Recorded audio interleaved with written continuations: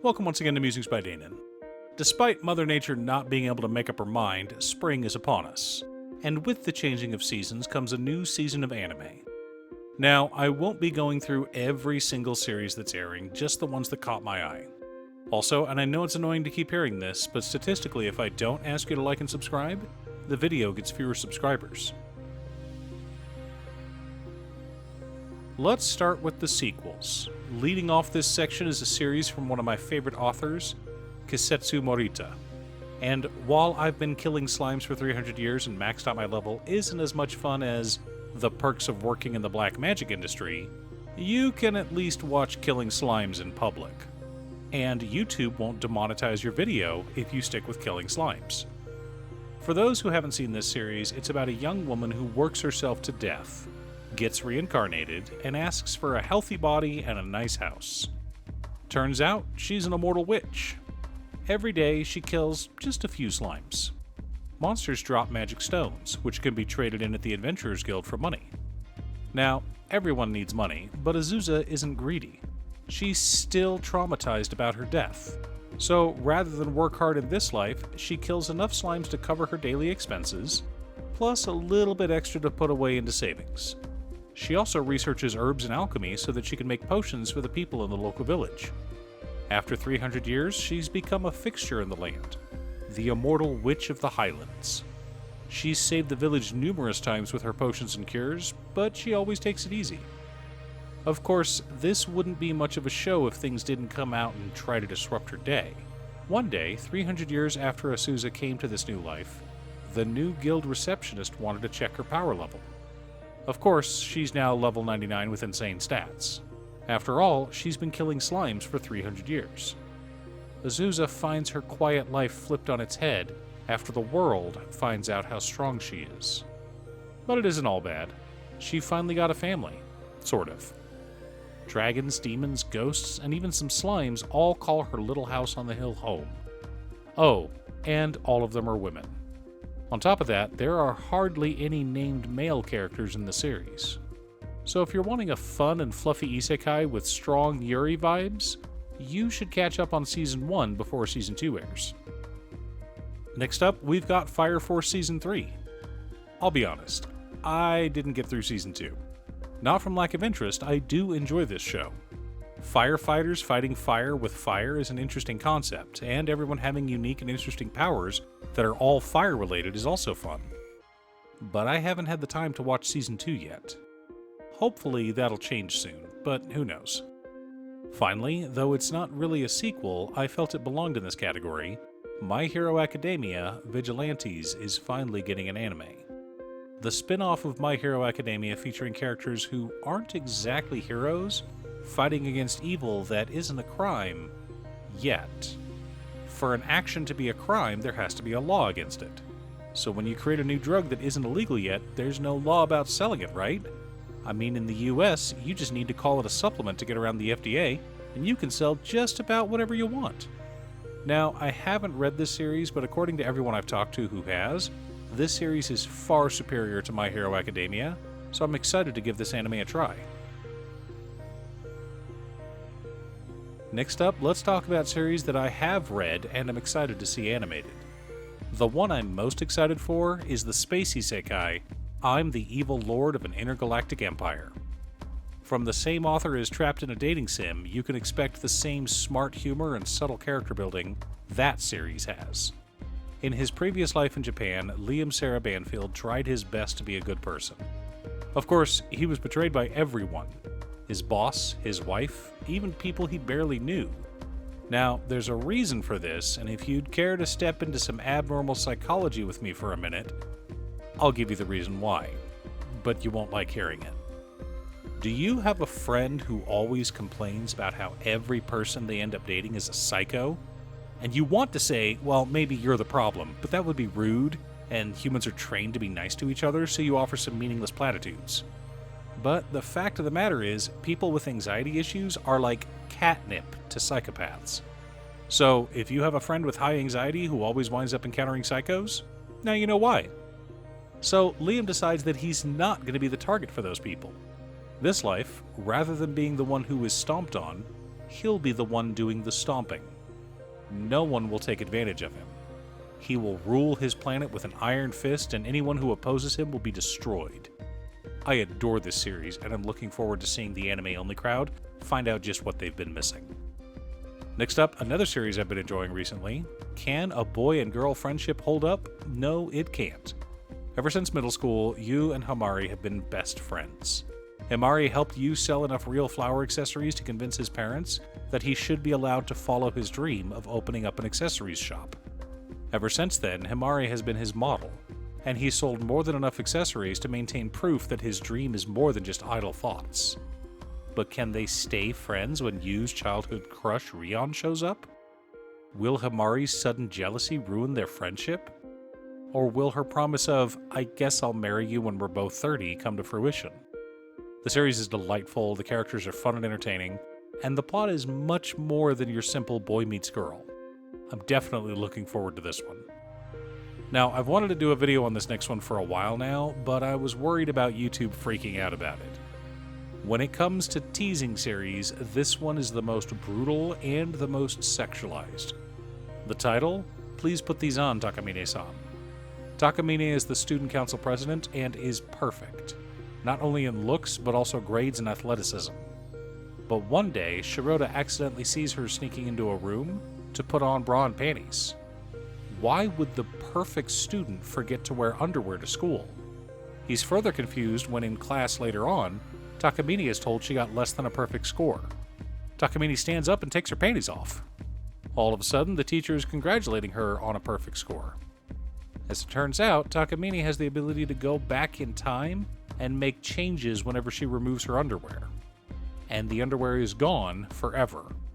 But it doesn't work on anyone who has seen her naked, which Shirota has. Now, was it an accident, or did she mean to show Shirota?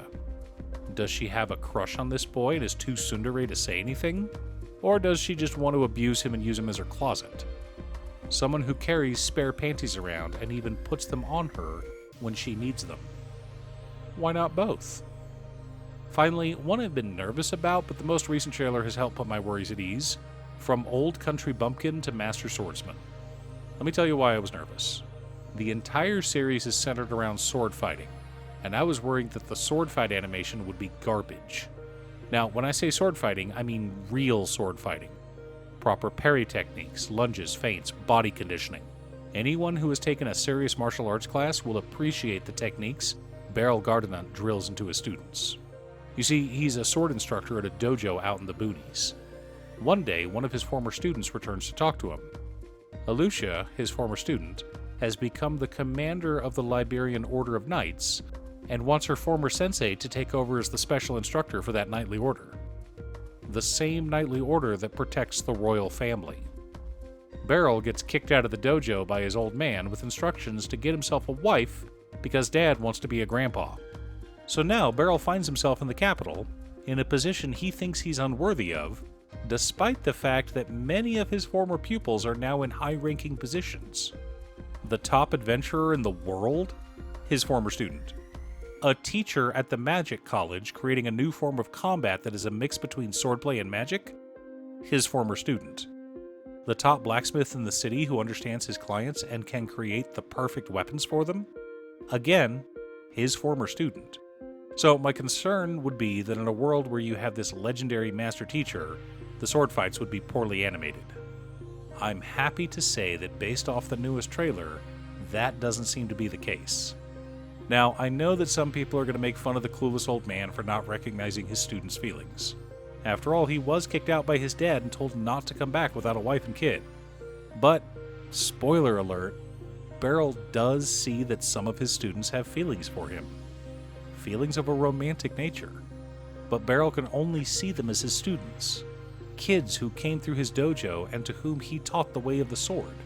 In other words, children. And he can't see them as anything other than children. So I kind of feel bad for his former students, but not too bad, because I can also see where he's coming from. Now, many of you will probably get some whiplash from watching this anime, so I'll give you a heads up.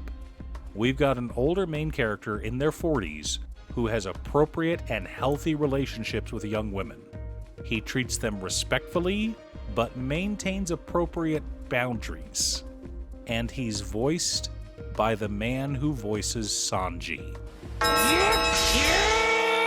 俺も好きだナミスワンハリケーンです俺は今レディーが俺を誰だ呼んでいる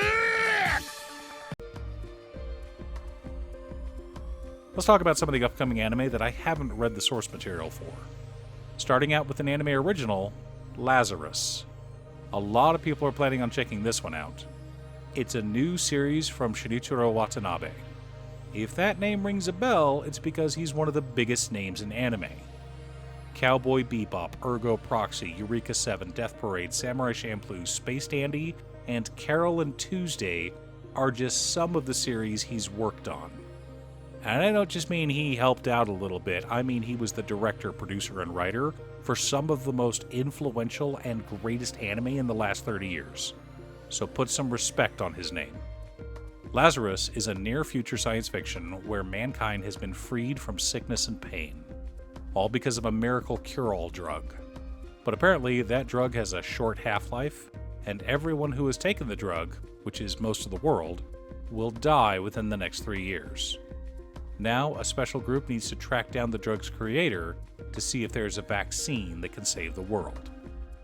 Speaking of anime originals created by some of the greats in the history of anime, we've also got Virgin Punk.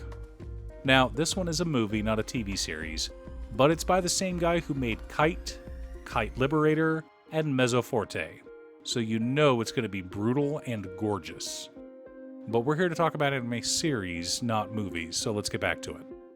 One I've had my eye on for a while now is Kowloon Generic Romance. It is a post-apocalyptic slice-of-life romance with alternate timelines. If that sounds confusing, try reading it. I've talked with a few people who have read the series and they've enjoyed it, so I intend to give it a try. At least 3 episodes. Now, I know everyone has been hyped about Jinwoo kicking butt on Solo Leveling, and many people have called The Beginning After the End an even better series with better plot, better pacing, and more three-dimensional characters. But remember, Japan has a piss-poor record when it comes to adapting manhwa. Solo Leveling is the only good adaptation. The rest have been mid or absolute garbage. Don't forget how God of High School skipped over all the character building to the point that we didn't give a crap about any of the characters in the tournament. And Tower of God is just downright awful. So I'll give this one a single episode to determine if I like it or if I should just read the manhwa. Next up, one that does look cute is The Too Perfect Saint, tossed aside by my fiancé and sold to another kingdom. As you can guess from the title, this is a light novel adaptation. A family known for producing saints has finally produced the most powerful saint of all time, Philia. However, her fiancé is intimidated by her, so he calls off the engagement and sells her to a neighboring kingdom, one that doesn't have any saints of their own. This one could be cute, and shows like this sometimes have potential, so I'll give it a shot. I know that several of you are wondering when I'll get to Witch Watch. I'll be honest. Haven't read it, not much interest in the anime either. I know that'll disappoint some of my fans, but it takes a lot for me to try a new shonen these days, even if they're in Shonen Jump. Unless they're a cute little romance like Sidcraft, then I'm all in. Speaking of cute little romances, my pick for the trashiest anime of the season goes to The Children of the Shinuji Family, a harem incest story from the mind behind Rent-A-Girlfriend. No, I'm not joking. This guy just must not sleep anymore. Then again, Rent-A-Girlfriend lately hasn't required a lot of brain power to write. Just have Chizuru say something serious, and then let Kazuya ramble in his head for 15 pages. This one looks like it'll top Jeff's trash tier for the next season, so I'll let him rant about it. Finally, a very cute one that I hope I can find copies for my wife to watch, Kaiju Sekai Seifuku.